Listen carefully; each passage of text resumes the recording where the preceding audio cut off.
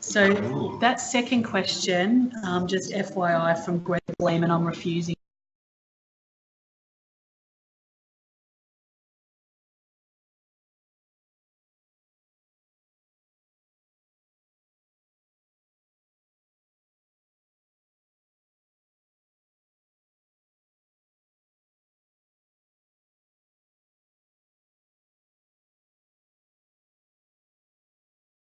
Council officers, it's now 7 o'clock on the rocket clock, so we might make a start.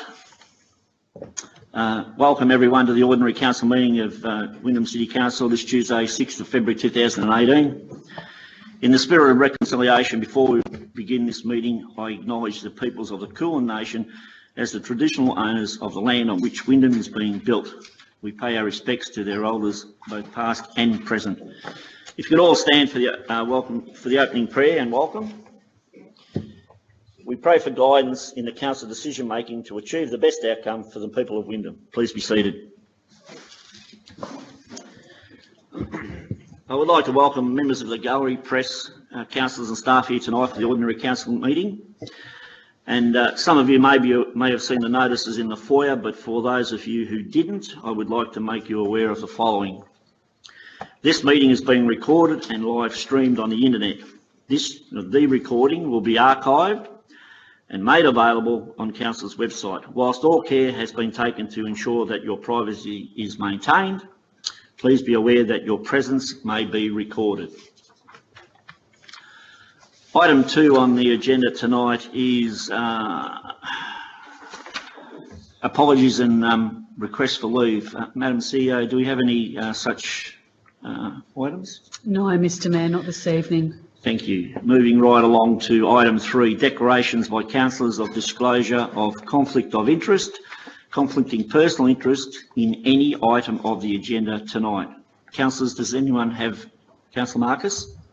Mr Mayor, I have a conflict of interest in the confidential agenda, and it is item 13.3.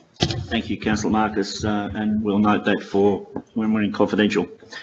Councillors, item number 4. Confirmation of minutes of a previous meeting, and the motion is that the minutes of the ordinary council meeting held on Tuesday 5th December 2017 as prepared and circulated be confirmed.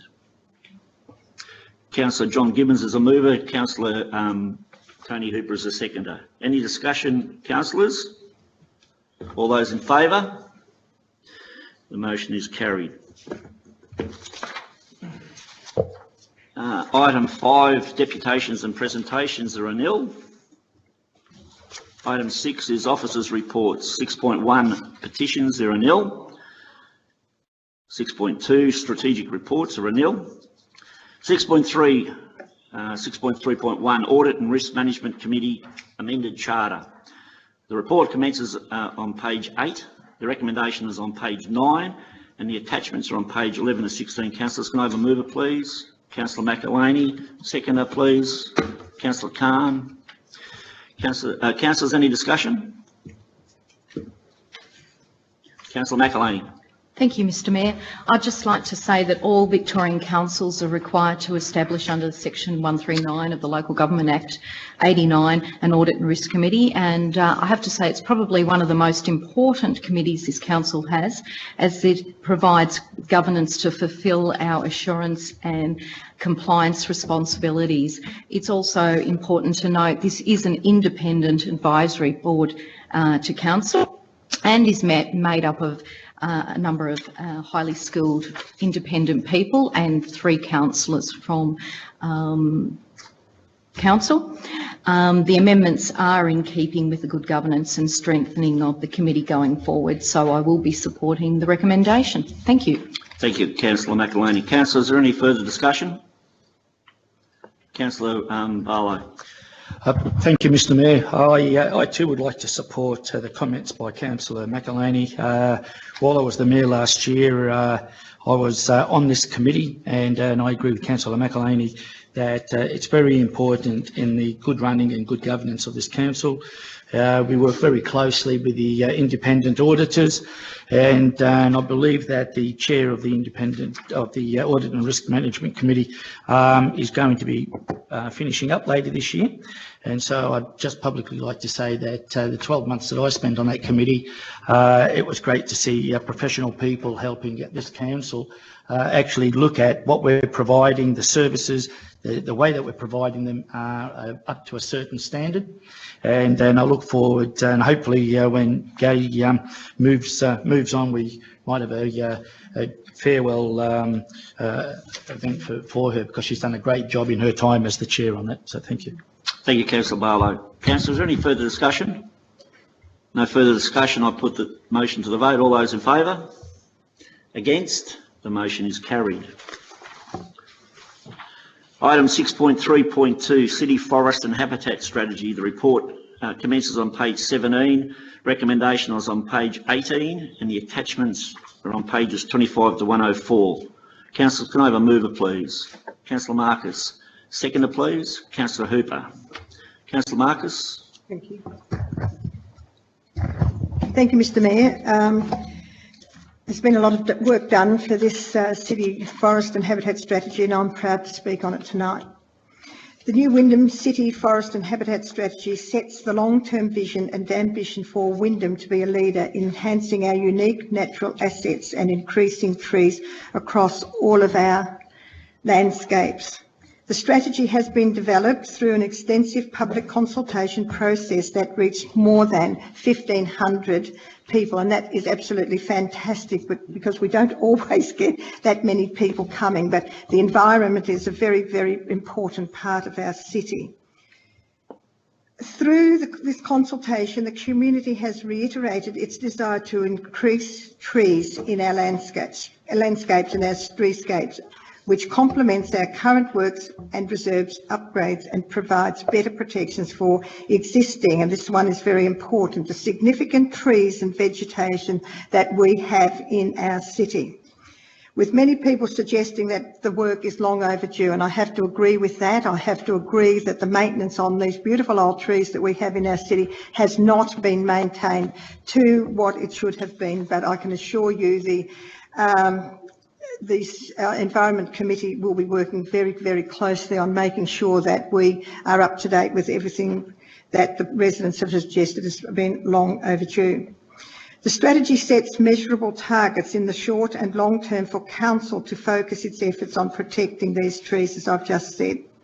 On top of this strong community support, there is a strong scientific evidence that urban trees and habitats reduce the impact of heat waves, improve air quality and property value, and reduce home cooling costs for residents. And if you really listen to the Garden Show, Jane Edmondson will tell us all that when we have our leafy streets and all of our beautiful trees, we will have less heat than what we do. And if you look at the eastern suburbs, they're 2 degrees cooler than what we are in our city here. The first priority actions of the strategy include developing and implementing a significant tree register, provide for new planning protections for public realm trees and unique habitat areas, enhancing tree-lined boulevards and avenues along our major roads, developing a comprehensive inventory of all of our tree assets, and of course tree planting, which is very, very important. And we will be making sure that Wyndham is a much greener area. Underpinning all aspects of the strategy is the need to engage with our community and support the many dedicated individuals and groups who are working to protect and enhance their local environment. And I would just like to thank the many people now that we do have working with us who are out there cleaning up the litter, the rubbish, which we'll be talking about in the next one. So the community are very, very happy to work with us to make sure that this City Forest and Habitat Strategy is a good one, and please everybody read through it and you'll see why it is such a top strategy that we've come up with. So thank you, Mr. Mayor. Thank you, Councillor Marcus. Councillor, is there any further comment, discussion? Councillor Hooper. Thank you, Mr. Mayor. I have to agree with the comments of my fellow councillor in respect to the importance of this strategy before us tonight. This strategy aims to increase the urban canopy cover and improve the health of our natural habitats and waterway corridors as our city continues to grow. And we all know our city continues to grow. We cannot lose sight of this need to increase our tree coverage, especially when we consider the urban heat island effect and its impact on our city and residents specifically. Back in 2013, Monash and ACOM prepared a report on this effect and its implications on our region. It identified potential impacts associated with the urban heat that included heat stress leading to illness and mortality, increased water usage, irrigation and air conditioning specifically, increased energy consumption, and infrastructure failure, transport and electrical distribution. These are not just academic theories. We all know blackouts occur in heat waves, and we all know heat stroke is a danger for many vulnerable members of our community. That research paper identified a range of measures that have potential to reduce those impacts. First of these was to increase vegetation to encourage cooling in shade and built-up areas. Another measure was parkland and open space. Again, vegetation to encourage local cooling in surrounding urban environments. And both these strategies are definitely in this thing tonight. And we all know the benefit tree shade and urban vegetation brings. According to the US EPA, benefits beyond reducing urban heat island include reduced energy use. The trees and vegetation directly shade buildings and that reduces power consumption. Improves air quality, which has already been touched on. Enhances stormwater management and water quality. Reduces pavement maintenance from shade and less damage to the concrete. Improves quality of life. Trees and vegetation provide aesthetic value, habitat for many species, and can reduce noise. So with all these benefits, I commend the work and must thank our dedicated and professional staff for all their efforts on this strategy. Thank you, Mr. Mayor. Thank you, Councillor Hooper. Councillors, is there any further discussion? No further discussion. I'll put the motion, put it to the vote. All those in favour? Against? The motion is carried. Item 6.3.2, Waste and Litter Strategy Implementation. The report commences on page 105. Recommendation is on page 106, and there are attachments on pages 114 to 137. Councillors, can I have a mover, please? Councillor Marcus. Seconder, Councillor Gilligan. Councillor Marcus. Thank you. As a councillor who represents a ward with more established suburbs with larger lots which have the potential for large gardens and lots of green waste, I am conflicted with parts of this report. However, as the environmental portfolio holder, I am also deeply aware of the many issues concerning increasing waste and the need for this council and the wider community to change our waste management behaviours and work towards a cleaner, greener Wyndham. My core concern is the impact a reduction in our current tip token system will have, in particular how residents will dispose of excess garden waste. While the increase in hard waste collections to 3 will improve individual household ability to dispose of material, this is unlikely to assist those with excess green and garden waste. But what is encouraging, however, is the proposal to discount the current cost of a green bin, which will hopefully improve uptake and allow more of our households to take advantage of this user pays service. As per the report, the approximate cost of a tip voucher is $87, while the new cost of a green bin will be approximately $75 per annum. And what I would suggest to the residents, just order and pay for 2 green bins, and that will help you and assist you with not being able to take that trailer load to the tip. And I have spoken to one of our managers and he agrees that this is a fabulous idea. In theory, this will be very good for the residents to have a second bin and for less than the cost of the tip vouchers, I have said. So that allays my fears a little bit. I'm also encouraged by the initiatives as proposed in recommendation 3 to counter the loss of 1 tip voucher. In particular, the increasingly popular pop-up recycling days, such as the event scheduled for March in Wootton Reserve, enacting green waste drop-off promotions and discounted months at our RDF, enacting discounted mattress disposal months at the RDF, improved access to tip tokens for community groups, and we have some wonderful community groups. If you drive into Little River, you will not see anything on the side of the road, and they get out there, and this council does supply them with tip vouchers. We have another great man in Point Cook who's doing exactly the same thing. Providing extra recycling collections for festive periods, and this is something that we really do need to look at, because a festival recently up in the country, which was a 4-day festival, took 50 tonnes of waste to their landfill. So this is something else we need to look at. I feel rather than explore these options, these should be embedded for the start of the new financial year, in line with the proposed changes to our tip token system, and strongly welcome the outcomes of that future report to Council. We should also remember that these institutional changes will complement the community war on waste, which is a very big part of this strategy, which our portfolio committee is already undertaking. And now I'd like to just add this here. Over the past years, we have created this monster in our habits with our waste and litter. So it is up to us to change our attitudes to embody a waste-conscious city that will better our community. We must all work harder and smarter, and before we leave our homes to go to the shops, we need to plan what we are to buy. Our actions have the power to change what is happening with the litter and waste. Please buy quality items that will last, because the cheaper ones a throwaway, we have become a throwaway, but if we do take this into consideration, this could make a very big difference what goes into the landfills. And I'm sad to say that 30% of the clothing we wear today ends up in the landfill. So if we can all work together and buy better qualities, this will help all of our wonderful manufacturers here in this city. Thank you, Mr. Mayor. Thank you, Councillor Marcus. Councillor Gillian. Thank you very much, Mr. Mayor, and it's good to be back in the chamber in 2018.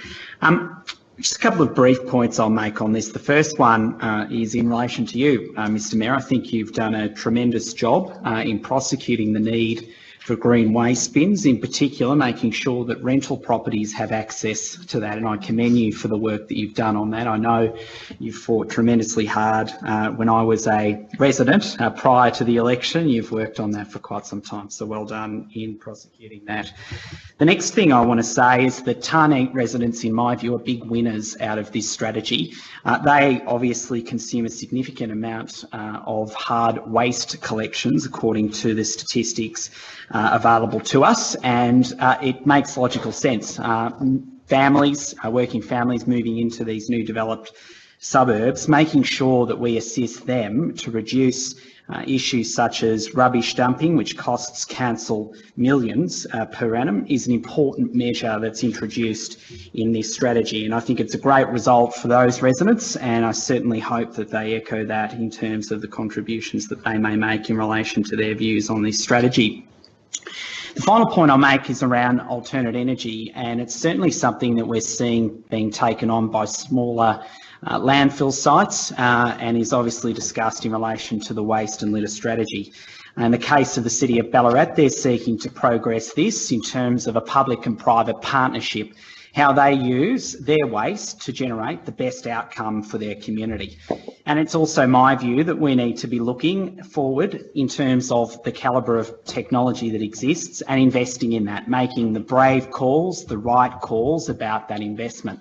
And that may include a situation where we consider segregating the operating surplus of the RDF in order to invest in that technology. So yes, that would mean changes, but it's something that we should certainly consider in the context of this strategy.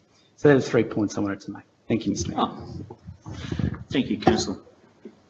Councillor, is there any further discussion? Councillor Shaw. Thank you, Mr. Mayor. I just want to say that I do support this recommendation tonight, and I know there has been a lot of hard work from council officers that have gone into this strategy. Like Councillor Marcus, though, I was a little concerned with us removing one of the tip tokens that have been around actually for quite a long time in our municipality.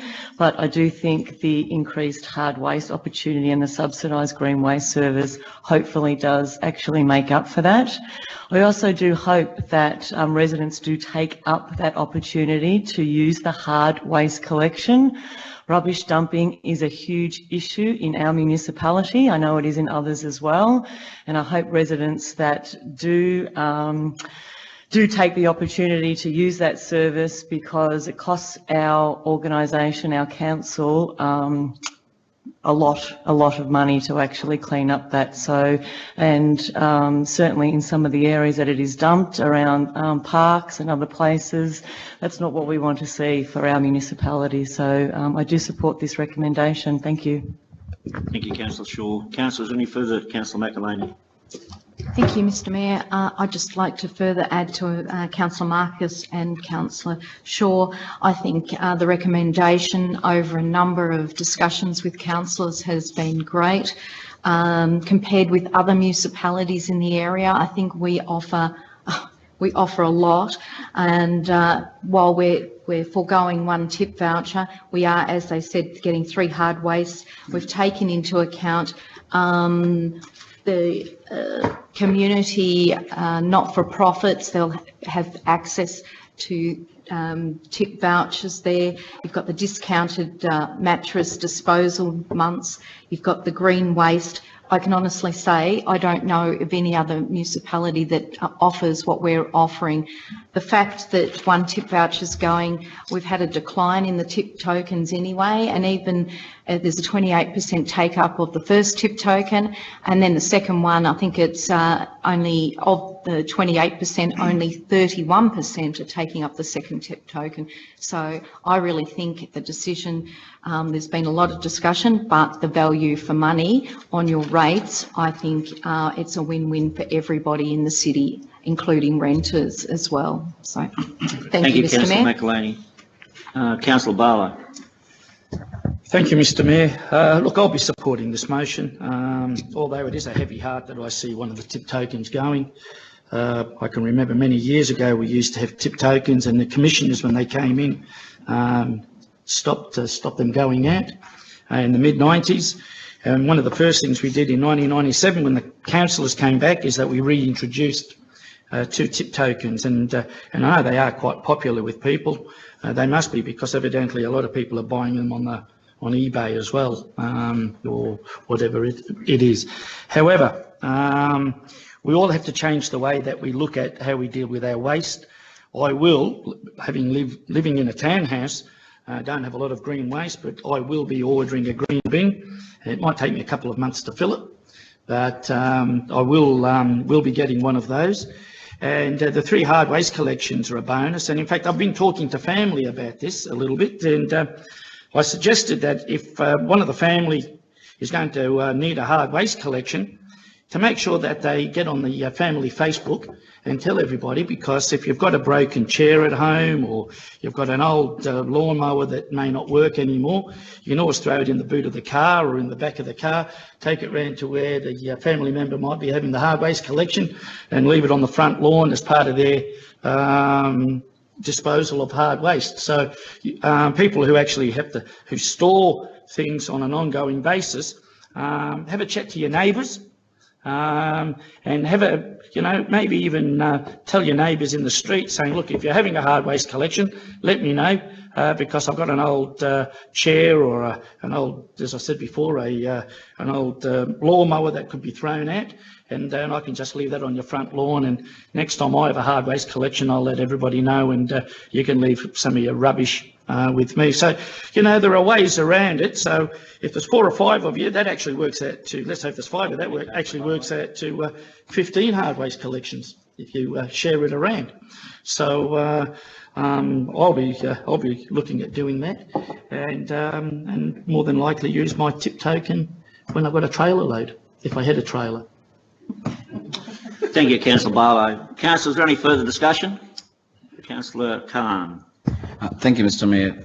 Look, I've gone through the attachments in a very impressive, the figures we're trying to do. We're trying to reduce litter reductions and preventions, how we can actually educate the community, those things happening in the council. A lot of people go out and road and dumping, the illegal dumping. Now, you'll be surprised, Mr. Mayor, $2 million, excess of $2 million is the council is pay every year to collect the rubbish dumped by illegal people, or those ones who don't want to make the city clean and safe, costing $2 million.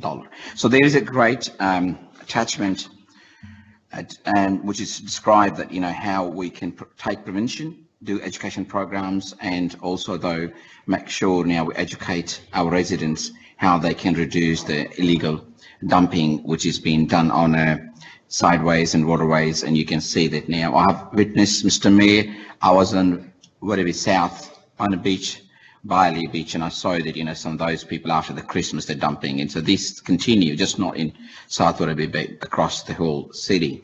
So I'm interested now to see how we're going to implement that. And it's really great to see that, we have categorized the waterways, the building sites and activity centres and illegal dumping in roadways. This is the areas we identified. However, though, I have been disappointed noting that one token being taken away, just left with one. Now, I believe there are a number of residents, and I disagree with the Councillor Henry Barlow, saying that these residents can share that hard waste and conclude, because there are a number of residents who do not have a hard waste and they have live in small. So I think the option need to be given, and I'm disappointed that now one tip token has been taken away, and it's being now introducing 3 hard waste tip collections tokens. So I think I would be pretty much happy about keeping the 2 tokens and just maybe finding some other solutions, but there are a lot of residents who actually needs more than a one. So this is a bit of a taking away what we're doing, and I do agree that some of those people, those misusing the tip tokens and putting on Gumtree and Facebook or other means of social media where they're selling and collecting more than $50 per tip token. This has been a business, but we could have prevented that illegal selling. Thank you, Mr. Mayor, because they still will be continue. Those people doing that still can do that. So we have to find out how we can stop that. I'm absolutely, disappointed. We have to take a measure. How can we stop the illegal business where people are selling tip token $50? So actually, time's up, Councillor Khan. Thank you, Mr. Mayor. So we'll look forward to see how we can implement that. Thank you very much. Councillor, is there any further discussion? Councillor Hooper. Thank you, Mr. Mayor. Just in response to that, my understanding was that this measure is to help renters access tip services who normally don't get rate notices with tip tokens on them. So that has led to a lot of dumping, and this measure actually opens up the capacity for our renters to actually access a service that normally they haven't been able to in the past. So I applaud this measure. Thank you, Mr. Mayor. Thank you, Councillor Hooper. Councillor, is there any further discussion? No. Councillor Marcus. Well, there's no one spoke against it, Councillor Marcus, so we don't need to close it. Okay. Thank you. And yeah, that's it. So I suppose I'm going to steal the limelight for a little bit. I think it's important, and speak from the chair, I think it's important just to realise too that when we're negotiating the new contracts, we'll be looking at what gets picked up in the hard waste collection, capacity and those sorts of things. And also we will be looking at multiple bin sizes should they be warranted. So it's not all doom and gloom. Thank you, Councillor. So all those in favour of the motion? Against? The motion is carried. Councillors, all right, next item is 6.4, strategic and town planning. There is nil. 6.5, other reports. 6.5.1, submission, exposure, draft local government bill. Councillor Gilligan. Thank you, Mr. Mayor. I intend to put an alternate motion before councillors for conversation. Please speak. Thank you. I propose that the motion be amended to the following. that Council endorse the submission to the State Government requiring the exposure draft of the Local Government Bill as attached to this report with an amendment to point 5 to include as a Wyndham City Council comment that Council considers that the new Local Government Act should make provision for a council to elect up to 2 deputy mayors. Cool. Councillor Sanders, seconder, please. Councillor Khan. All those in favour? Oh, yeah, sorry, I got excited. I thought I just, I just want to go home early. It's all right. Nice try, Mr Mayor. That's good work. As you have clearly alluded to, Mr Mayor, there is a clear consensus on this issue, and that is that Wyndham City Council should and must endorse 2 deputy mayors. And I'll talk to that a little bit later, but I do want to talk about the crux of the further comments that are made in relation to this submission. In particular, some of the proposals that are being put by the Minister. When you consider the context of this legislation, the submission that we've made, it is very clear that the Minister's intentions is to move to governance principles and indeed how that's outlined in a model. But what is not clear is that the legislation provides for significant regulation around these issues. That is that the Minister will determine the way in which councils can govern in terms of the way in which that's scripted, not the Parliament. Now, that's a significant change from the 1989 Act, where obviously the threshold requirements of change to the legislation exist with the Parliament. So I think there are some concerns really around some of the gaps that clearly exist in terms of this proposed legislation, and the questions that clearly exist around the administration of councils in some of those gaps. In section 25, it is disappointing to see that the local Minister did not consider a review of the reintroduction of powers to enable councils to adopt differential rating strategies. And indeed, that occurred in 2012, I think it was, Mr Mayor, where we had that in the case of poker machine venues, and the then government in 2013 ripped that away, a $140,000 hit to our budget. And so it's a shame the Minister is not considering that in the context of this legislation. It is also disappointing to see that the Minister has not considered, at least in this exposure draft, an optional preferential voting model. I've no doubt that the upper house will reconsider that. I think there will be significant interest in moving to that model, and indeed it's great to see that that's a position of this council. And finally, reverting back to the discussion around 2 deputy mayors, I think we have a very clear view that's been well and truly exercised on this issue, and I hope that in relation to the governance principles and the way in which the regulation will underpin the legislation, that we will be given autonomy to make the decisions for ourselves. Thank you.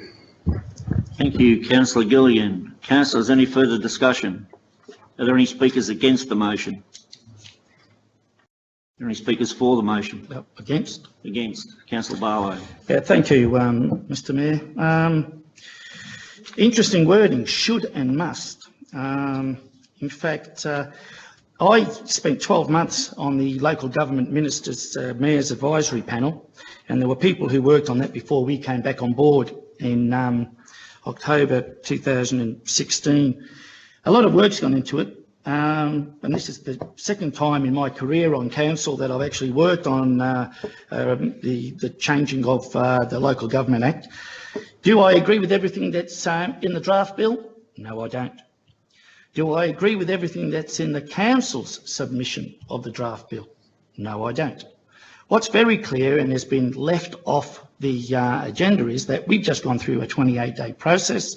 The community were asked, by the same people who will probably vote for this, were asked as to whether the community, the City of Wyndham, the people who live here and pay our allowances and our rates, were asked, do you want 2 deputy mayors? Now, I believe something like, well, let me get this right, about 80% of the people who responded said no. No.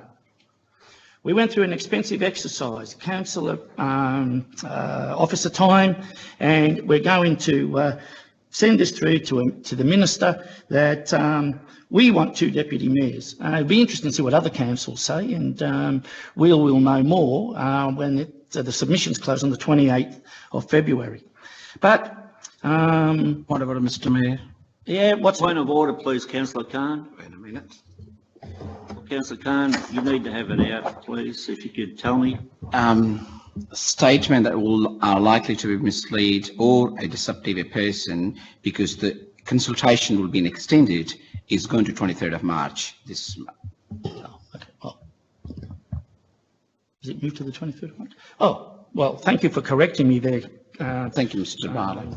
Councillor Khan, because obviously that'll give councils the opportunity to make sure they get this, and you can actually do personal submissions, which I'm sure most of us will do.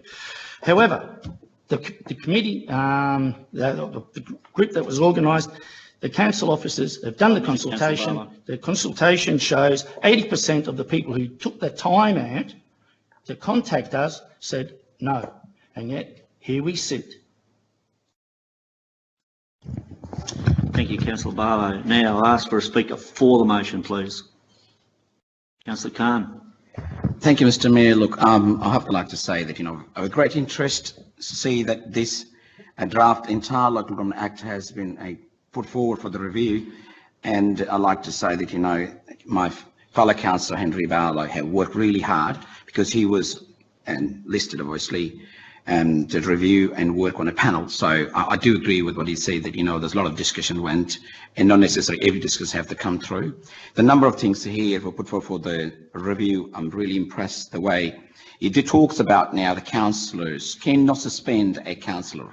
That's under review, so that's a great thing, and they can only provide a training or ask him to apologise, but do not have a power to suspend. That's under review, so that's kind of a bit of taking care of the democracy. Now, also, though, is my personal view, I believe the new legislation proposes the ministers made to mine, and that specific allowance that be made to the mayor and deputy mayor and councillors, and the payment of the allowances to the deputy mayor is a positive development to recognise the work that is involved in this role. But I suggested that given it has been a number of years since the last review by the minister, an allowance for the councillors, in my view, I consider is a time for full review occurred, and that this review take into account that the councillors are required to undertake, encourage to this occur, but work really, really hard. So the salary or the allowances they get, I believe is significantly low. They work really hard. So I believe if the ministers can review that, since it's under review, I echo that, you cannot get a people. And I would like to say that you pay peanuts to get monkeys. So I think it's important, minister, to give a consideration, a big allowance for us an equivalent, a fair work, or equivalent that people get wages. That's just my view. 1 minute, Councillor Khan. Thank you, Mr. Mayor. So, and this is what I say, because you're going to get professional, attractive people, doctors, lawyers, and other professionals if there will be a great allowances given. Other thing is now, I'm also supportive of now that this Act allows to 75% councillors can have a view and remove the mayor from the chair. So that wasn't before. So that is under review. That's significant changes, by the way. It's 1989. It was pretty lagging some of those democratic principles, and I believe personally, and it's not in your case, Mr. Mayor, so it's not offensive to anyone, but it's we're not halfway yet, Councillor Khan, because it's halfway through the term and then 75%, so we're not halfway yet. Thank you, Mr. Mayor. I have read it.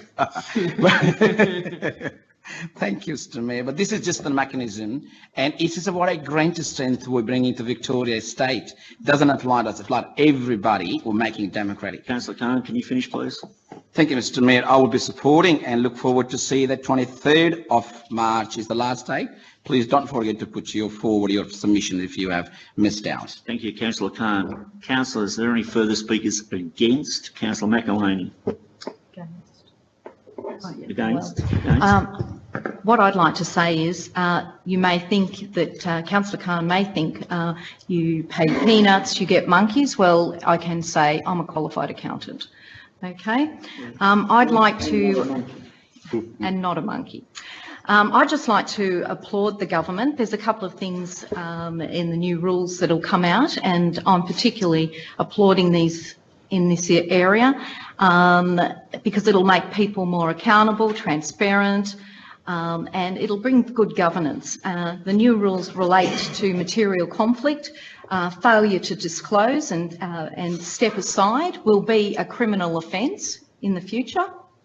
The Minister, as Councillor Khan said, can suspend without pay, subject to clear evidence provided by a monitor or a local government or ombudsman or someone from IBAC, where a councillor is causing or contributing to a governance failure or a breach, and without intervention will continue to persist. So I kind of think that's a positive one. Countback will include all votes cast at an election if a person resigns or there's a reason why we have a countback for a councillor, whether they resign, they die, or they leave. And there will be more rigorous campaign donations regime, and I would like to see immediate infringements on those that get failure to disclose their campaign donations. As regards to the two deputy mayors, well, I think the public have spoken. My views were very clear in the last two meetings. I'm totally against it. It's a waste of money. I really think we should let's get on with governing the city, and we have so many other issues to deal with. We were elected, and we say it at 7 o'clock every night. We were elected to make the best decisions for the people of Wyndham, and that one is certainly not one, Mr Mayor, so I won't be supporting the amendment. Thank you. Thank you, Councillor McElhaney. Councillor, is there any further speakers? I haven't said it yet. 3+1 for the motion. That's 4. 4? For the motion. 3+1 is 3+1 is 4. Thank you, Mr Mayor. Look, I think this amendment specifies up to 2 deputy mayors. It doesn't say 2, it says up to 2. It gives a future council the capacity to make an informed decision on the needs of tomorrow. As a city that's going from 250,000 people as we are at the moment to 436,000, we need to build capacity. And that's all I'm going to say on that right now. Thank you, Mr Mayor. Thank you, Councillor Hooper. Councillor, is there any further discussion against the motion? Any further discussion at all? I haven't, no, it's all good. I've remembered that one. No further discussion at all. Councillor Gillingham, you have the right to close. You have 2 minutes. Thank you very much, Mr Mayor. I'll just touch on the points that Councillor Barlow has made in relation to this proposal and say the following. I don't recall a government ever going out for public consultation to increase taxes. I don't recall a government ever going out for consultation to give themselves a pay rise. I don't recall a government ever going out for consultation involving the amount of politicians that should sit in the parliament to represent Point of order, Mr Mayor. the community. Councillor Barlow. I could be wrong. I'm keen to hear a Meeting good Procedure example. Protocol, Clause 11, not speaking to the motion. Well, I'm speaking to the motion in the context of the comments. I haven't said anything yet. I'll agree with you, Councillor Gillingham. Thank you, Mr Mayor. And so in this instance, the direct relevance to this is whether or not we, that is Wyndham City Council, should have the right to govern for ourselves. And I think they are 3 terrific examples, as Councillor Barlow obviously didn't want me to touch on when he's intervened and said it's not relevant. It is absolutely relevant because it shows and demonstrates that we as a council should have the capacity to make decisions on behalf of the people. And the final point I will make is this. You know what's common with each of those examples? The next election, people can decide whether they want to vote us in or vote us out on the basis of those positions. And it is overwhelmingly clear that the public know who is for this proposition and who is against this. And I have absolute comfort in going forward in 2020 and saying this is a model that can be satisfied and deliver on the points that I've made very clear in the previous meetings, as has a majority of councillors. Thank you. Thank you, Councillor Gillingham. Councillors, be clear in your vote. All those in favour of this motion? 6. Now, how did I know that? All those against? The motion is carried. Not going to do it. Okay, councillors. The next item on the agenda. Item 6.5.2, strengthening of the office of the Mayor.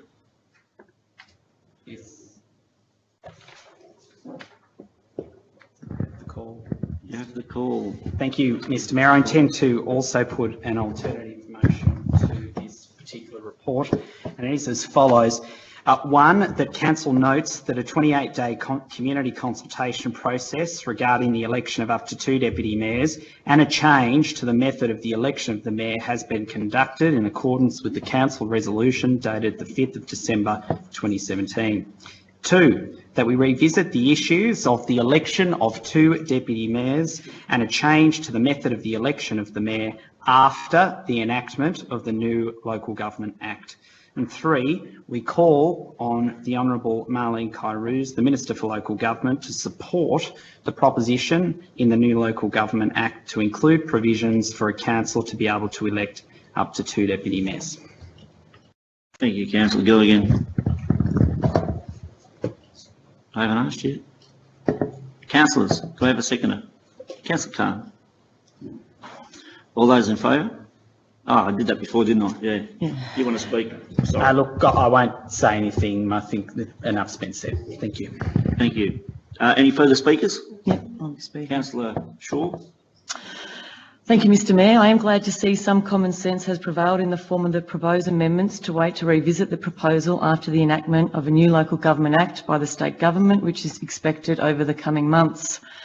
However, I do not support the proposed amendment, just as I did not support Councillor Marcus's notice of motion in December.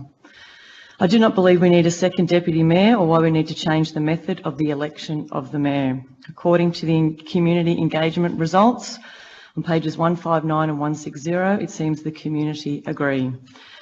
However, one thing stays the same, whether it is under the current Act or the new Act, and that is the appointment of the mayor has to be conducted in accordance with the Act, not in non-specific ways that have as yet not been detailed. Mr Mayor, I understand there is some criticism of discussions had by councillors prior to the public statutory meeting where we elect the mayor and deputy mayor, and I want to add a few things about this. None of the councillor discussions are decision-making meetings. They are merely opportunities for councillors to hear from each other as to the job that we need to do over the next period and who might be interested in putting their hand up and why. Such discussions are common in state and federal governments, often when discussing leadership issues, and corporations from one side of the country to the other, and they should be. In other words, it's not an unusual practice. I was pleased to see the results of the community feedback because it reinforces to me that this is not really a priority for our community, nor one we should be continuing in light of the feedback from our community. The current model we have in place seems to be working well to me. Thank you, Mr Mayor. Thank you, Councillor Shaw. Councillors, is there a speaker for the motion? See, I've had one against. I should have asked that before. Any further speakers for the motion? Councillor Khan. Thank you, Mr Mayor. Look, I have the view that, you know, the council's population has been growing, and to having 2 deputy mayor, it won't hurt to serving, and, you know, there's a number of events happening in the town. So if there's 1 deputy mayor is not available, you can call for the 2nd deputy mayor. I think is fair. And now having a 2 deputy mayor is not something we're doing strange. It's been done before in the state of Victoria, and I possibly know other states but haven't. But I definitely will say this thing.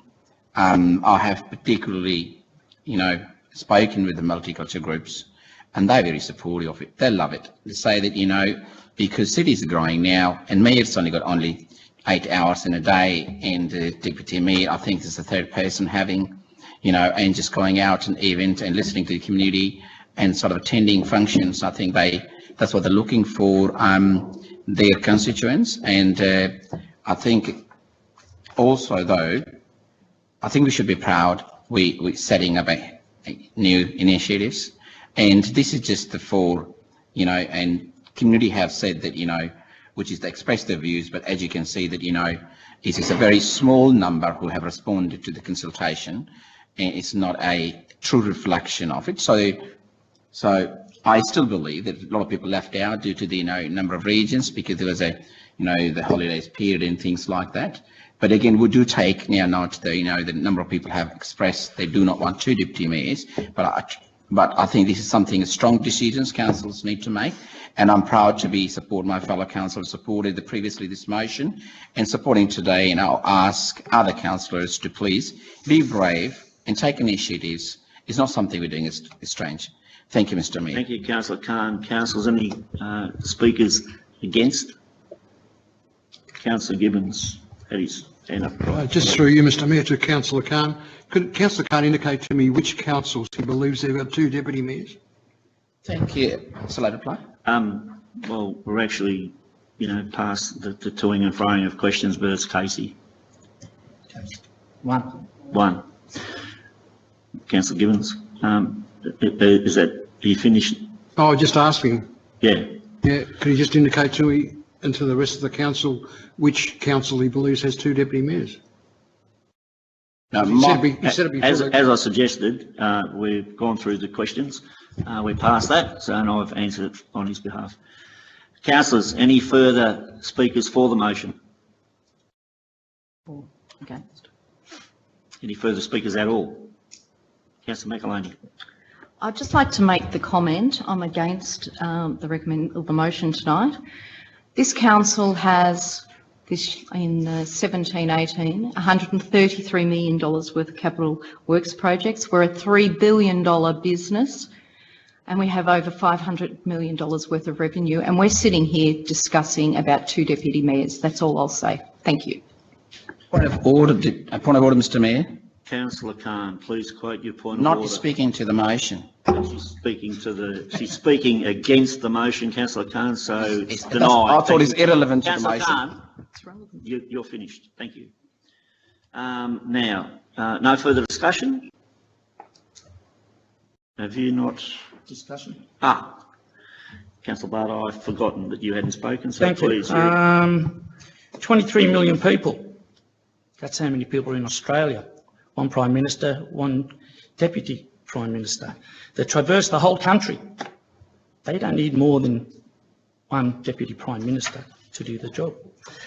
And in fact, again, point 1, 28-day community consultation process regarding the election of 2 deputy mayors. And 80% of the people, 260 odd people, and I looked at every name going down there. There are people from many different ethnic backgrounds said no. Now, I'm not going to labour the point, but a lot of those people voted for some of us, some may not have, but 80%. Last year we had another survey done online, 700 plus people. The majority made it very clear what they wanted, and yet there are some people who still argue that that process wasn't any good.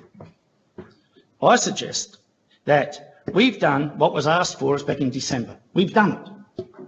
And if you respect the community of Wyndham, you will listen to what they've got to say. 80%. Sorry, not order, six, councillors, please. Not 6 people sitting in a room with an agenda. Thank you, Councillor Barlow. Now, I think, so we'll go 4. 4, yeah. So you're 4. I'll be very brief about this. I think that this is a great city. I think we're a very forward-thinking city. We will have many, many more people in this city, and I don't know why you're all so very afraid of trying to have up to 2 deputy mayors elected. There are many, many people out there, and I can say that I am so happy that I talked to a lot of people, and I had the highest vote by far of any other candidate. I'm not afraid to go out and talk to the people, but I didn't go out and talk to the people on this occasion because I wanted the people to come back and talk to us, not to try and influence them in any way. I'm proud of what we're trying to do, and I hope that we succeed. Thank you. Thank you, Councillor Marcus. Now, I think that we're pretty much done and dusted and for and against. Would that be correct? Yes. So, Councillor Gillian. Thank you very much, Mr. Mayor. Look, I don't want to labour on the point, but I think it is important to do so. Governments have the ability to govern within themselves, at least the state and federal governments do. The local government sector has a requirement to go to the level of consultation that we are required to do. So is this a painful process? Yes, it is. It absolutely is. To make the point too, I mean, I guess comparing the Prime Minister and the Deputy Prime Minister, of which are paid 10 times more than councillors each and every year, and have dozens of staff that work for them. I mean, the comparison is just ridiculous. But again, it comes back to the point that I, in large part, am saying. The Deputy Prime Minister and the Prime Minister have capacity through parliaments to change, so much as they get a majority to do so, the requirements of things such as taxes, to looking at increasing the representation of the parliament. We are not afforded that opportunity. We are not afforded that opportunity under the Local Government Act. Let's get this very, very clear. So we were required to undertake a community consultation process. I accept the points made by Councillor Shaw that there was minimal detail. Well, unfortunately, we weren't allowed to provide detail because that would have led to a governance failure in terms of that notice of motion. Because if Councillor Marcus had have done so, she would have done what was known as a predetermination around the issue, and that would have been completely, grossly improper of us. And I learned these things through the training I got this week at the AICD, which I'll discuss later, a very good course on governance. There's a lot to be learned about governance, but I think that's a great example of the training and the understanding that Councillor Marcus took when she put her notice of motion, in understanding that you cannot put a proposition with that level of detail without first consulting on the notion. So I make those points and leave it there. Thank you, Councillor Gilligan. Councillors, all those in favour of the motion, please raise your hand. All those against? The motion is carried. Mr. Mayor, can I point of point of a division? A point of division? Clarification of division. Huh? Call for a division. Call for division. Sorry, I'm just being back. I just call for the division, Mr. Mayor. Call for a division. Okay. So we'll go through the division. All those in favour of the motion, please raise your hand. Councillor Gilligan, Councillor Villar-Gonzalo, Councillor Marcus, Councillor Ahn, Councillor Hooper, Councillor Khan. All those against? Councillor Gibbons, Councillor McElhaney, Councillor Barlow, Councillor Maynard, Councillor Shaw. Thank you. Next item on the agenda, councillors, is 6.5.3 Councillor Expense Report, July to December 2017. Report is on page 163. The recommendation is on page 163. There is an attachment, page 166. Councillors, can I have a mover, please? Councillor Shaw, seconder, please. Councillor Khan. Councillors, discussion. Thank you, Mr. Mayor. I would like to briefly say a few words about my expenses. Training and professional development for councillors is encouraged under the Councillor Code of Conduct. We are governing one of the largest and most complex local government organisations in Victoria. Undertaking professional development, like I have done during my 25-year career, ensures that as councillors we are across the best practices and have a wide view of current key developments occurring not only in the local government sector, but across a wide range of other private and public sectors. The Australian Institute of Company Directors course is a 5-day intensive course and is considered the industry standard for board members in Australia and for councillors. It is endorsed by the Municipal Association of Victoria. The course focuses on good governance practices and provides practical tools and frameworks to assist us to continue to improve our performance. This course has been attended by a number of Wyndham City councillors in the past, and I'm very much looking forward to also attending this course in March. All councillors should be looking at ways they can continue to improve in their roles as councillors through professional development. It is standard in most organisations across Australia, and local government should be no different. I am very conscious about how and when I use ratepayers' money to perform my councillor role. I always seek councillor officer advice and approval. Thank you, Mr. Mayor. Thank you, Councillor Shaw. Councillors, is there any further discussion on this item? Councillor Gilligan. I've got some questions in relation to this item. Questions. We've passed questions. The acting director. We've passed questions. I'm allowed to ask questions on the report. We're now in debate. I'm allowed to ask questions on the report before I vote on it. Through you, Mr. Mayor, you can take questions as long as they're related to the report. Okay, I can. Thank you very much.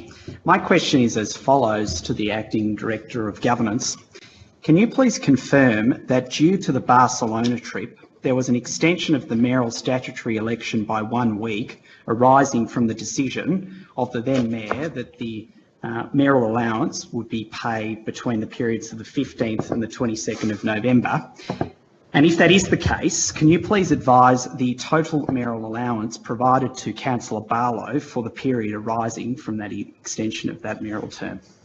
Yeah, I'd be interested too.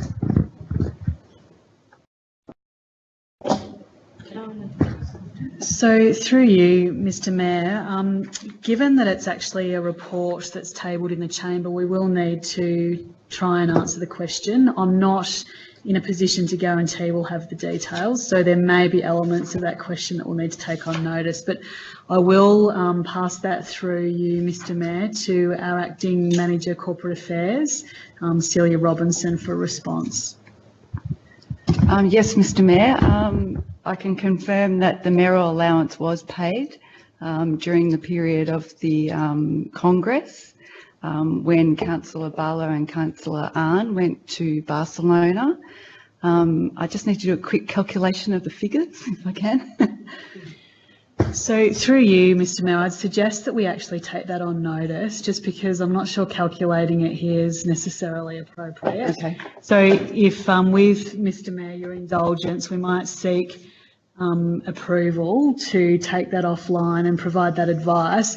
Suffice it to say though, we've received confirmation from our acting manager that that allowance is paid as per the entitlement of the mayoral allowance during that period. Does that sufficiently answer the question, Mr Mayor? Councillor Gilligan. Yes, it does. And for the record, there was no dispute whether it was or wasn't in accordance. It was just getting clarification. I'd like to speak now, if I can, as well in relation Please, to... we've both learned something. Great. Have I got the call? Great. Thank you very much. In Parliament, you would. Thank you very much, Mr Mayor. Look, I echo Councillor Shaw's points in relation to undertaking the AICD course. It is an incredibly important course in terms of the understanding of how directors and indeed councillors come to good decision making. One of the things that I've learned through that course is just how well Wyndham City Council and our staff undertake good governance practices. I was part of a group of 5 Darebin councillors, so they all undertook the course at the same time. And during that conversation, we've got Chatham rules around what was said in there, but it was very clear to me that there is a strong reputation around, despite some grievances in the press around Wyndham City Council on a governance lens. I think we do a terrific job, and there was no doubt in terms of the people in that room. This council goes well and truly above and beyond in terms of its governance practices. So I certainly echo Councillor Shaw's views, particularly in being frugal. I am on a labour hire contract, and so I sacrificed a week's salary in order to participate in that course. But I did so because I understood the obligations of me as a councillor to act in the best interests of community, and where I can, learn as much as I can, and to be a strong and effective councillor over the term. So thank you for letting me do that course, and it's a great honour to be able to partake in those learnings. Thank you. Thank you, Councillor Gilligan. Councillors, any further discussion? No further discussion. I'll put the motion. All those in favour? Against? The motion is carried. Item 6.5.4, Assembly of Councillors reports on page 167 with a recommendation on the same page. Attachments page 168 to 173. Councillors, can I have a mover, please? Councillor Hooper, seconder, Councillor Gibbons. Any discussion, councillors? Only that we're assembled. Thank you, councillors. There being no discussion, I put the motion. All those in favour? Against? The motion is carried. Item 7. Notice of motion. 7.1, notice of motion 574, Chirnside Park Timber Heritage Grandstand. The report is on page 174, or commences on 174, motion on page 175. Councillor Gilligan, would you like to read that motion, please? Thank you very much, Mr Mayor. Essentially, this motion is as follows. The council notes the current estimated cost of $250,000 for the relocation and rebuilding of the existing timber heritage grandstand at Chirnside Park. A seconder, please. Councillor Shaw. Councillor, any discussion, councillors? Thank you very much, Mr. Mayor. Look, I understand that this particular motion, in terms of how it's read, does come off as a bit bizarre. Essentially, we are noting the expenditure of this particular proposal. But there is a reason for that, and that is the unfortunate nature of the issue that I feel we face in terms of being required to build this thing under the current planning regulations. We had a choice, in my view, or at least council did if a proposition was put, to amend a planning permit or propose to amend a planning permit that may have enabled the prevention of the reconstruction of this grandstand. I think there are some principal points that need to be made in relation to this project. I don't know whether residents were fully aware that it was going to cost up to $290,000 in terms of the reconstruction of this particular grandstand. $250,000 in relation to the construction and the relocation of it, and $40,000 in relation to the storage and deconstruction of this particular grandstand. So $290,000 for a grandstand which has minimal usability, in my view, that really, I don't know, has strong community support for it, as I understand it. And I went and looked only this week about where it could potentially be situated and question how this would be something of community value, in my view, in relation to going ahead with this project. So I'm incredibly frustrated as a councillor to be essentially bound to be building this thing because of a decision in large part of the previous term of council in considering this in the context of the original application and then seeking to enable a heritage overlay and of course enabling the construction of this particular grandstand. So I wanted to put on the record my frustration over this, that it is going to cost a substantial amount of ratepayers' money. We've just pumped in quite a bit of money into the park itself. I don't think it's justifiable in my view, but unfortunately, these are decisions sometimes that inevitably you have to accept, but in this instance have the ability to talk on it.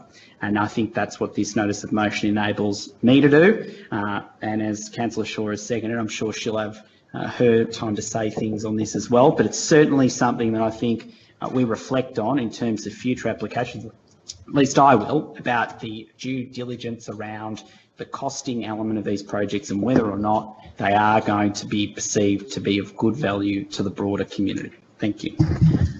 Thank you, Councillor Gilligan. Now I'm conscious that you moved, but are there any speakers against this motion? For and against? No against? No, I will be speaking, but you can let Councillor Shaw speak first. Are you speaking for or against? I'm speaking, well, this is only for noting, so I'm going to speak on why, like Councillor Gilligan spoke against. I want to speak on the reasons why this was put into the planning going back 5 years ago. Is that for or against? Well, it's for the grandstand to go in. No, I'm running this meeting, Councillor Khan. I know who's saying what. That's why I asked the question. So thank you for your assistance. Councillor Shaw, please speak. Thank you, Mr. Mayor. I would like to express my support for this motion and with Councillor Gilligan's earlier comments. I'm pleased that the current estimated cost of relocation and reconstructing at approximately $250,000 plus maintenance over the coming years.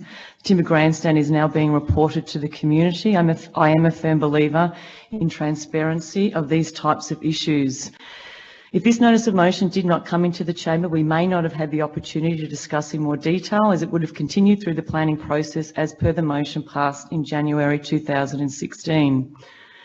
I hear different views in the community about the heritage value of the timber grandstand. Some see heritage value, others don't see the building as significant or think it should be relocated elsewhere. As council, we are charged with the responsibility of allocating ratepayers' money based on the principles of public value and transparency.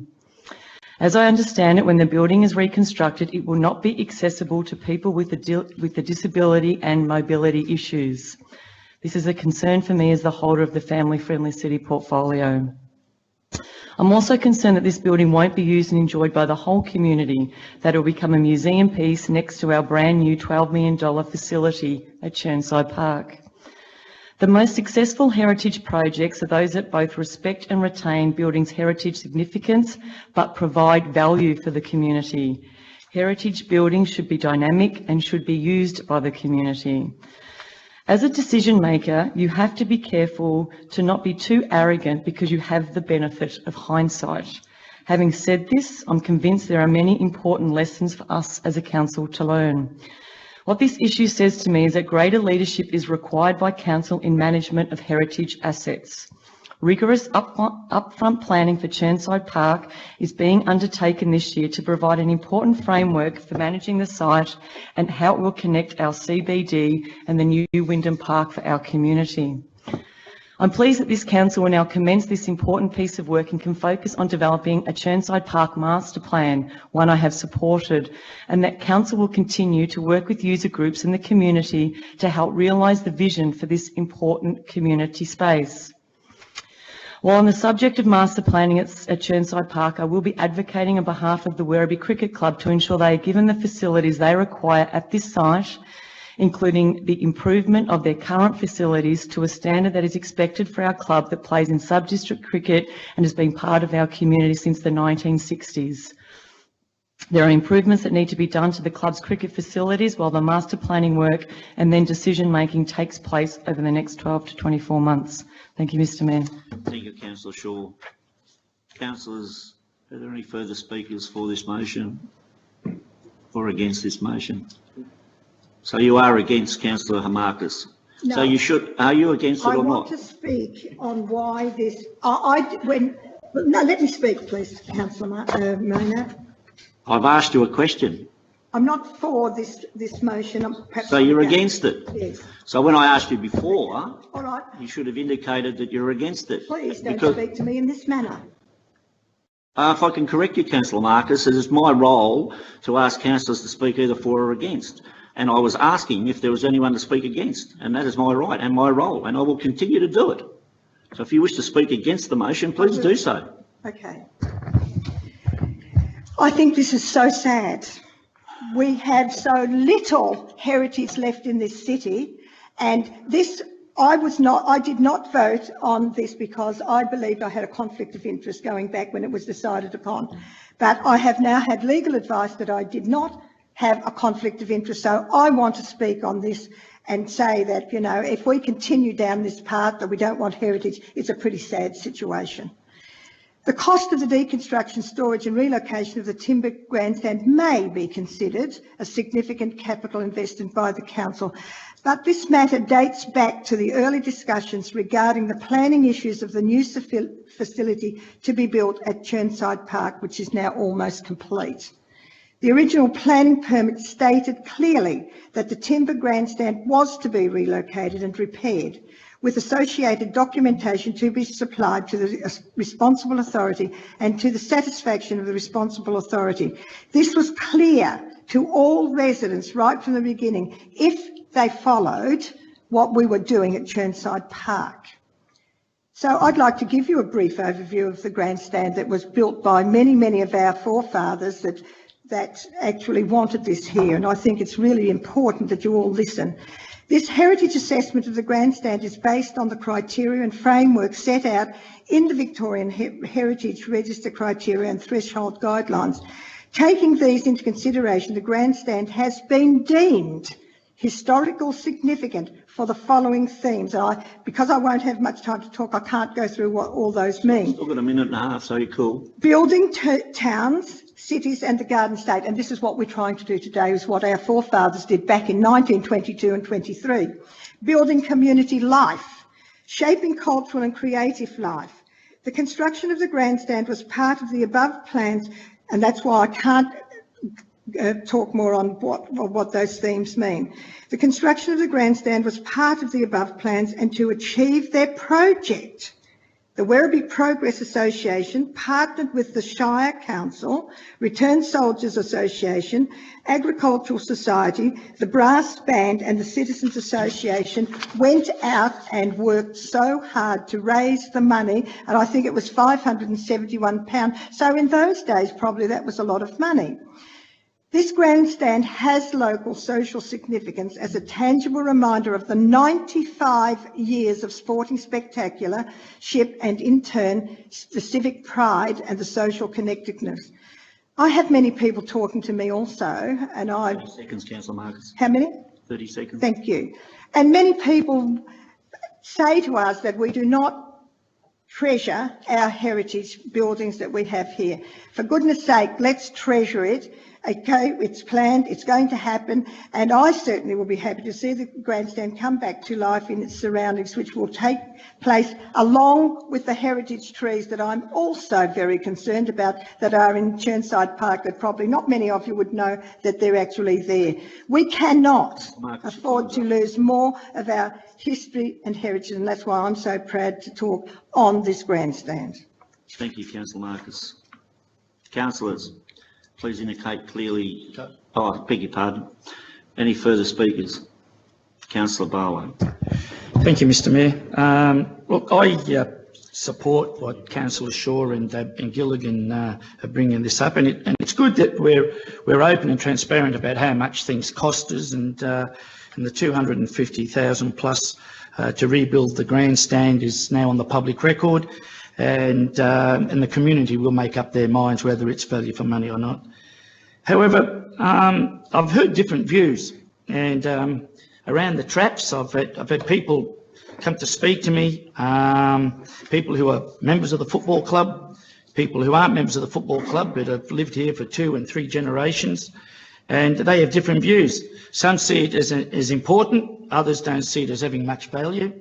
And some even think it should be relocated to another location where its historical nature could be set up in perpetuity.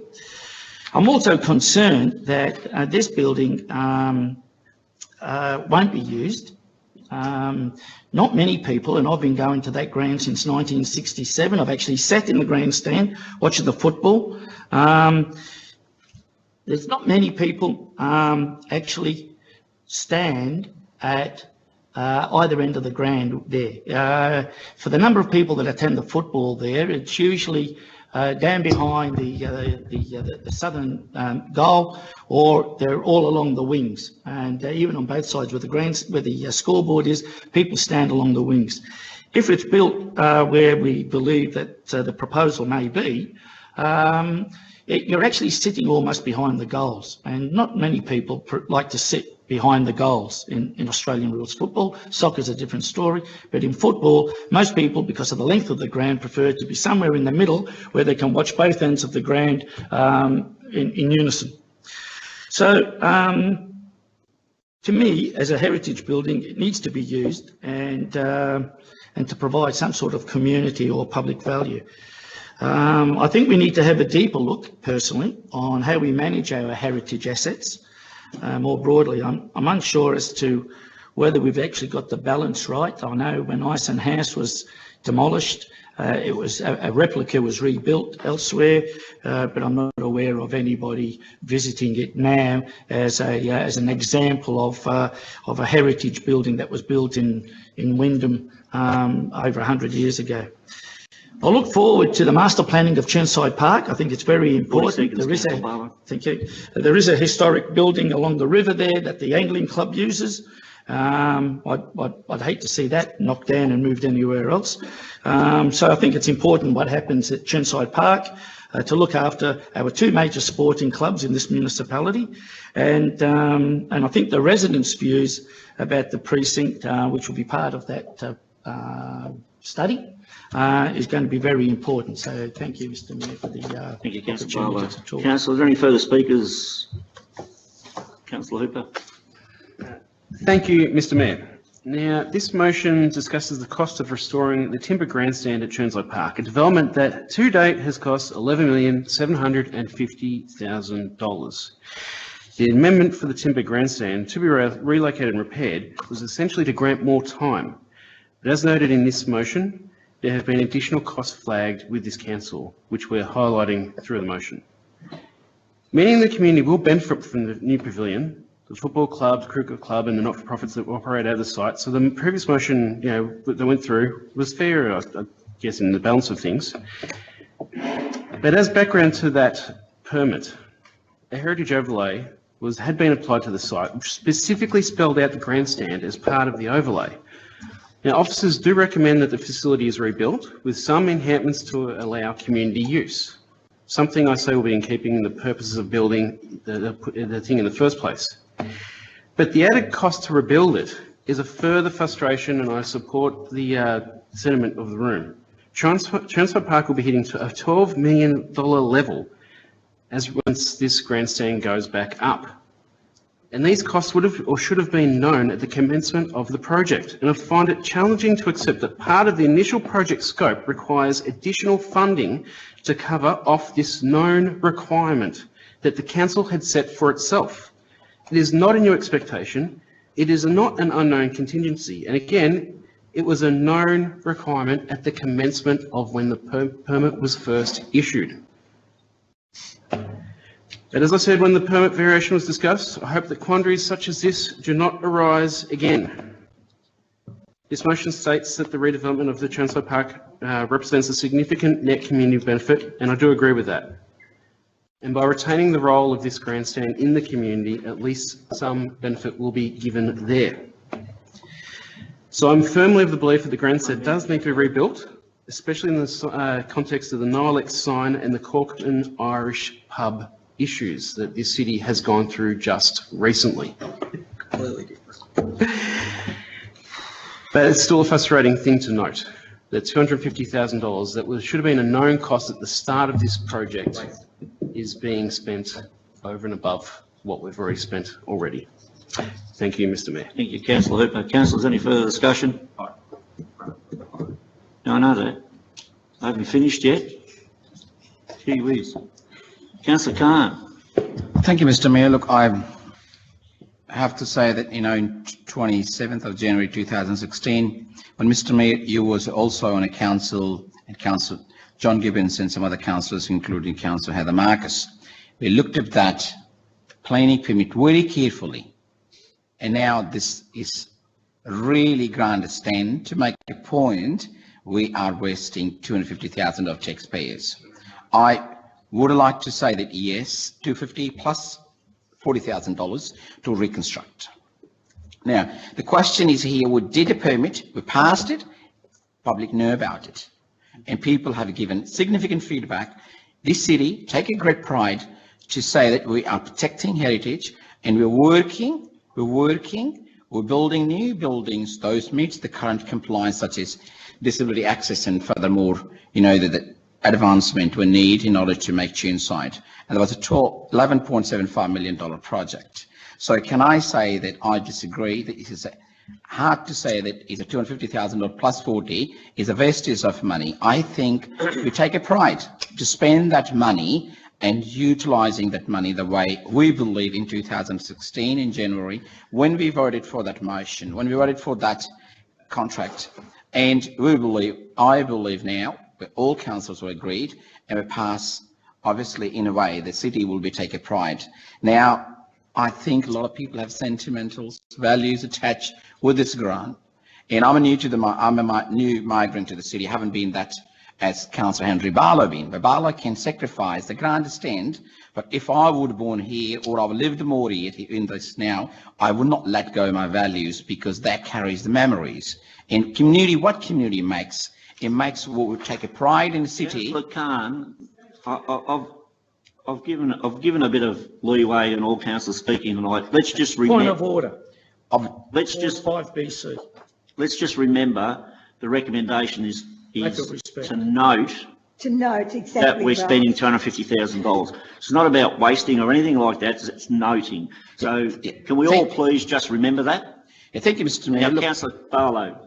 Point of order, bullet point 3, Council Code of Conduct Clause 5BC, lack of respect for the opinions, beliefs, rights and responsibilities of others.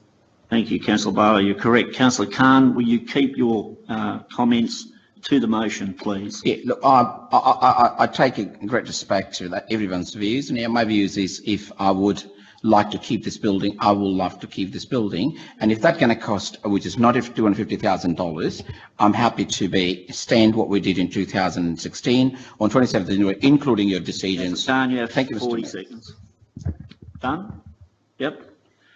Now, Councillor Gilligan, you've reminded me twice, so you've got a right of reply should you wish to exercise it. Thank you very much, Mr Mayor. Look, I just think that the reason why this was noted, I think Councillors Barlow and Shaw have touched on just about everything that I was hoping would be touched on in relation to this notice of motion. But it is in the context of the issue that we're talking about. Essentially, $290,000, and whether or not it's perceived to be good value or not, in my view, spending that level of money for a rickety old shed is not a good value, especially around the usability of it. But in terms of where we go from here, the final point I would make is this. We have a difficult proposition. We were the planning authority, but we were also, in some respects, the developer. And the difficult nature in this instance is you can't withdraw your capital. You cannot, on the one hand, say, well, let's make an amendment to this planning application. Then someone seeks to lodge an appeal on that basis. We're caught between being the planning authority and essentially being the developer. It's a very unique situation. And so that is why this notice has been written in the way that it has been written. Give an example. I mean, it's like someone saying, I'm going to build a house, then say, I don't want to build it anymore, didn't sign any contracts, and they're told, well, you've got no choice, but you've got to build it. That's literally what we've been left with, in my view. This is really an ability to express a view, as Councillor Shaw has mentioned, where this would have been in the myriad of planning approvals coming through in this city, wouldn't have got much notice, and it's worth notifying the public, and the public will make up their own mind. Thank you. Thank you, Councillor Gilligan. Councillors, please indicate clearly, and please be aware that you're voting on whether or not we should or should not note the amount, not on whether or not it should or should not be built. So all those in favour of the motion, please raise your hand. All those against? 3. Okay. Thank you, councillors. The motion is carried. All right. Oh, another change. Councillors, item number 8, 8.1, awarding of contract C18929/18, supply of clay and aggregate for landfill construction works. Report is on page 176, recommendation 177. There are no attachments. Councillors, can I have a mover, please? Councillor Barlow, seconder, Councillor Gibbons. Any discussion, councillors? No discussion. I put it to vote. All those in favour? Against? The motion is carried. 8.2, awarding of contract C1846/17, Tarnate Road duplication between Hogan's Road and Carolina Drive, authorisation of contract variations. Report commences on page 183, with a recommendation on page 184. There are no attachments. Councillors, can I have a mover, Councillor Gibbons, and a seconder, Councillor Barlow? Any discussion, councillors? No discussion. Yes, discussion. Councillor Barlow. Thank you, Mr Mayor. And look, I support this. The job started about a year or so ago. There's been a number of delays. I have had phone calls from people living at Tarnate Skies, which is not far away. I've had phone calls from people who live around the corner whose children go to the school up the road. There were some major concerns when they came back from leave that there wasn't going to be correct and safe access for students to cross the road in this particular area. We did, through going through a number of things, yes, it will be safe for children to be able to walk to school. All I can ask is that I'm very much in favour of this, but I just ask that we get on our skates and try to finish this job as soon as humanly possible, because my gut feel is it's taking too long, and the people living around that area are not happy. Thank you. Thank you, Councillor Barlow. Councillors, any discussion against this motion? Any further discussion for this motion? No further discussion. I'll put it to vote. All those in favour? Against? The motion is carried. Item 9, contract summary, there are nil. Item 10, questions was noticed from the public gallery. Madam CEO. Thank you, Mr Mayor. We do have a number of questions this evening. The first one is from Mr Greg Lehman. So welcome, Greg. Thanks for your question. The first question is relating to our city life area. Is the council helping the community whom elected councillors regarding Warama 2018 to celebrate its 40th year, or is it going to say no again? So through you, Mr Mayor, I'll refer that through to Director City Life, Jenny McMahon. Thank you, Madam CEO, and through you, Mr Mayor. Thank you for your question, Greg. Yes, we're absolutely assisting the Warama Committee for 2018 in two ways. Primarily, they're receiving a community grant from Council, and secondly, the officers in my area have been meeting with them regularly to assist them with some of the logistics around the event, particularly around things like traffic management, removal of the rubbish, those sorts of things. Thank you for that. Through you, Mr Mayor, the following question actually relates specifically to a councillor, so I won't be able to ask this question other than to say that it relates to concerns that Mr Lehman has about councillors' concern for heritage in Wyndham, given the previous item. So I'll just leave it at that, Mr Lehman. Thank you, though, for your question. Moving on now, we have quite a detailed question here from Mr Joseph Chembray, and Mr Chembray is in the gallery this evening. Thank you for your question. I am going to summarise the question and also ask one of our directors to respond. So the question, a quite detailed question from Mr Chembray, talks about some of the issues that he and some of the neighbours are experiencing near the Point Cook RAF base.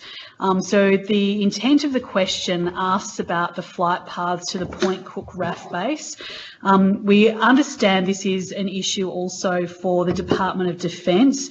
They're actually the responsible authority who determine how aircraft must approach the land at the base. So we understand you've got some amenity concerns there, and your question explores that in some detail.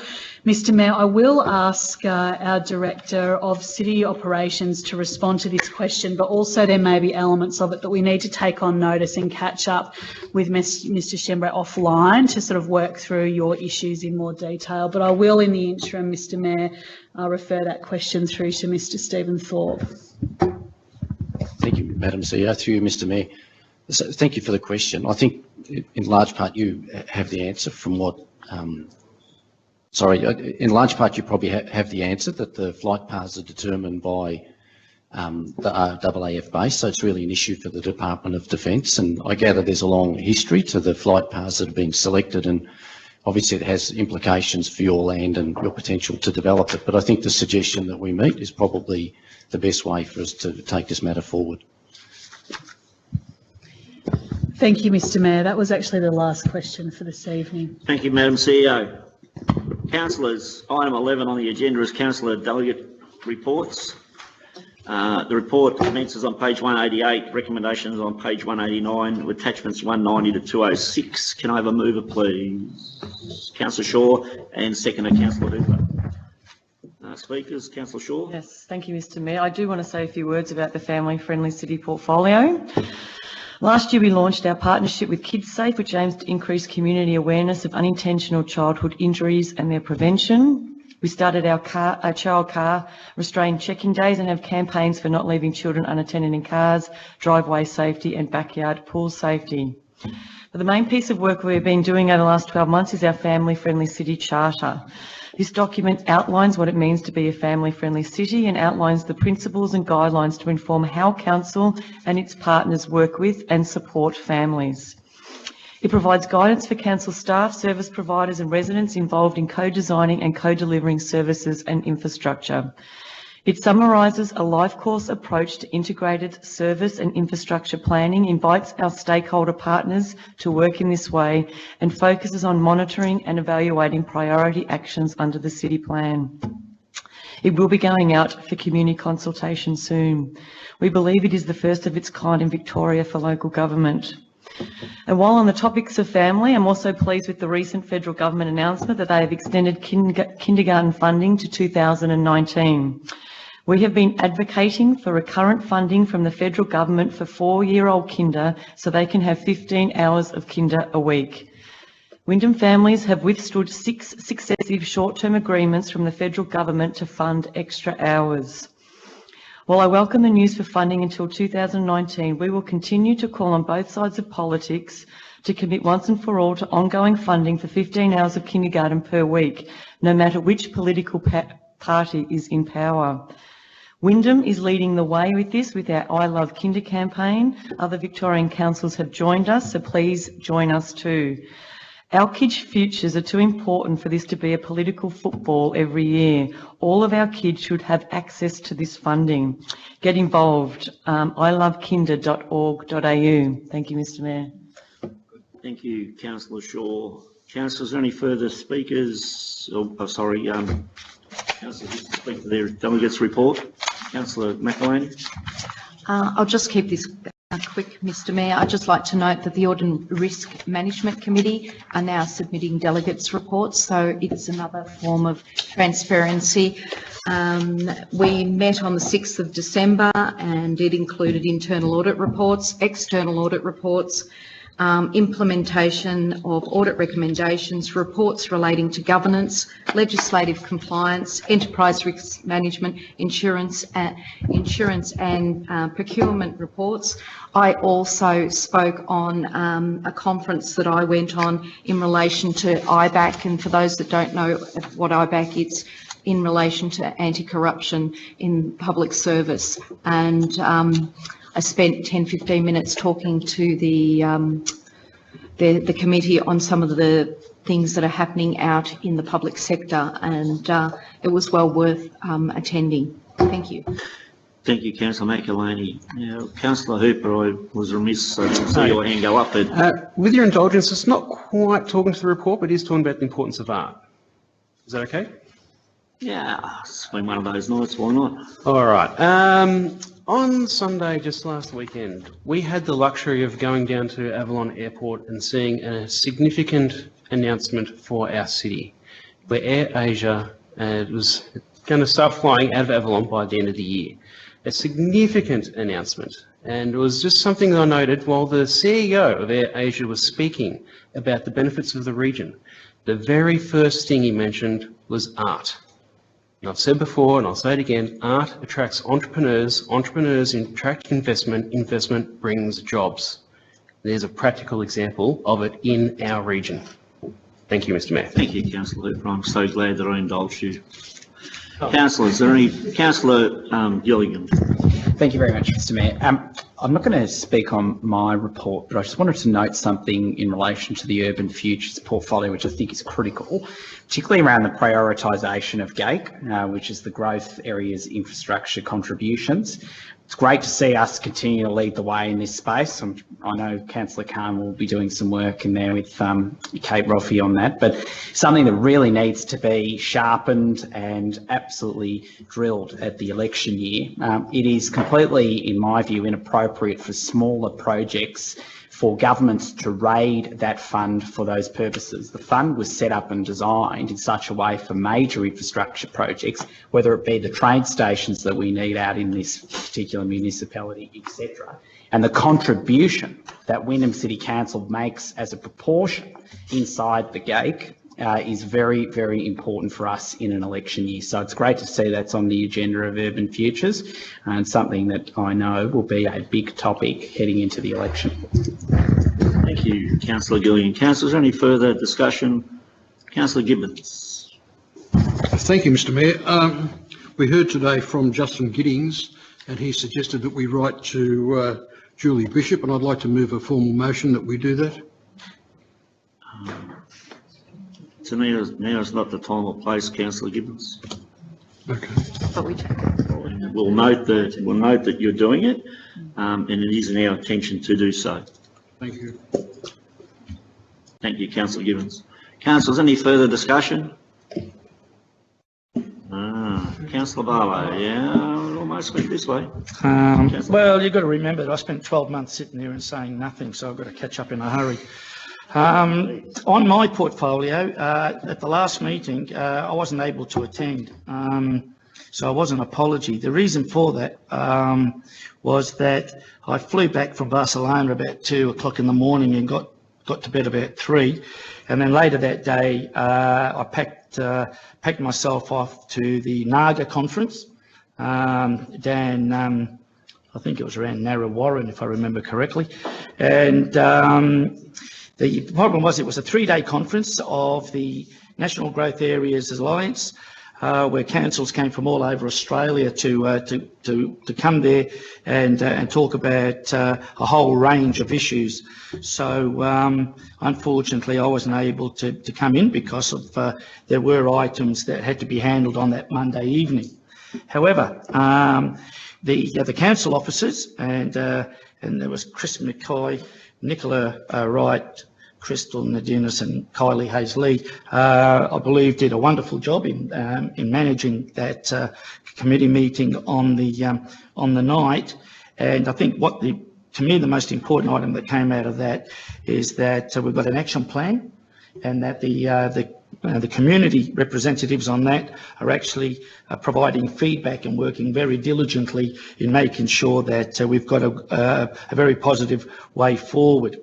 The other thing I'd like to mention is that we've got Chinese New Year coming up shortly, which I'll be representing you, Mr. Mayor, and I believe that a speech has been prepared, and I'm hoping that some of the speech will be in Mandarin.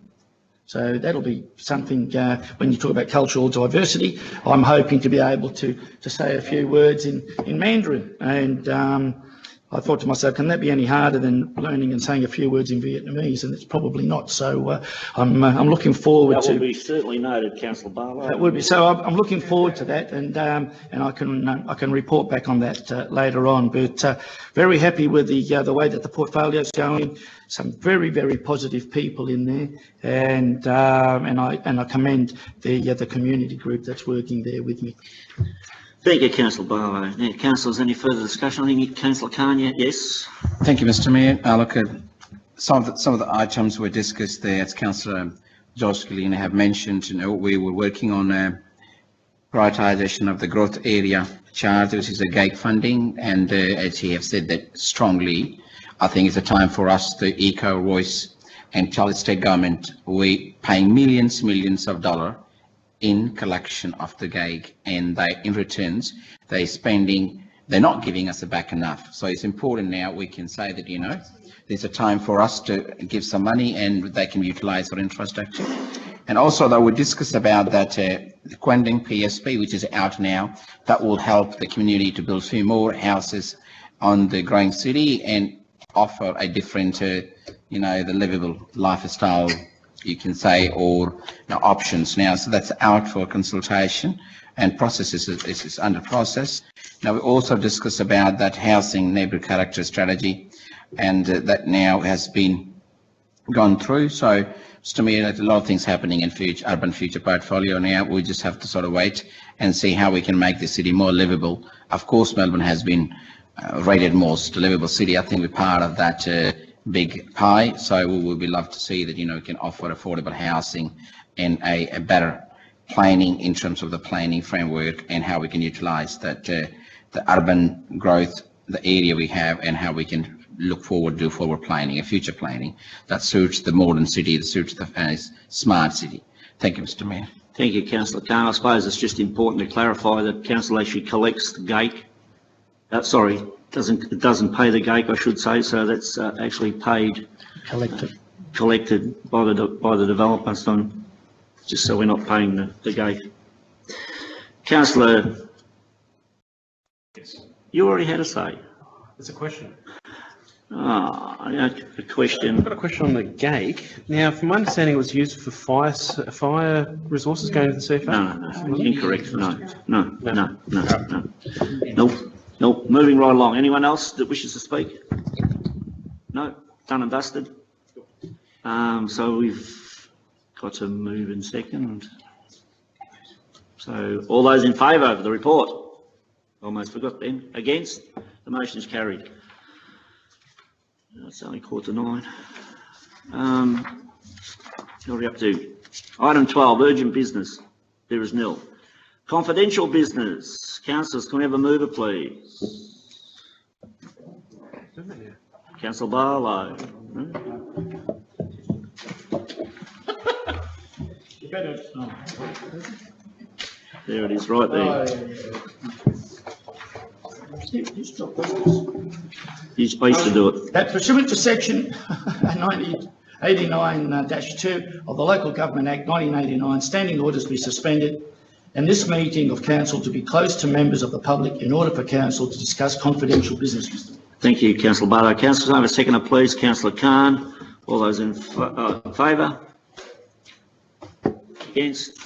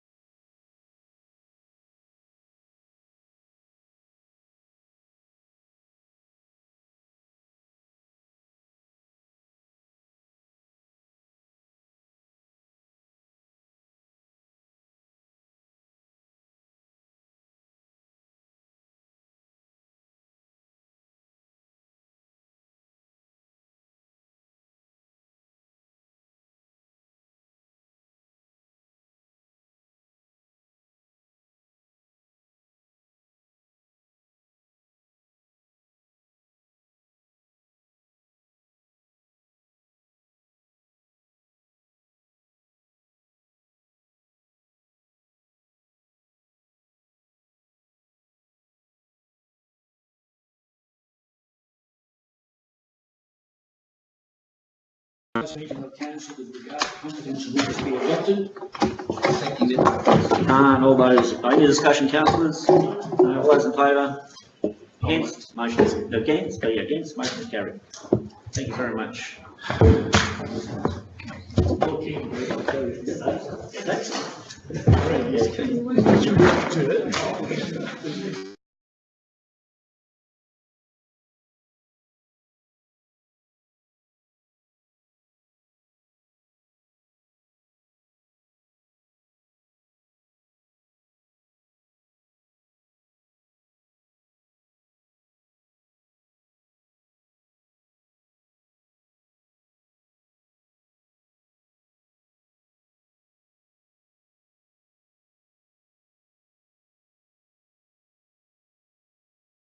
We don't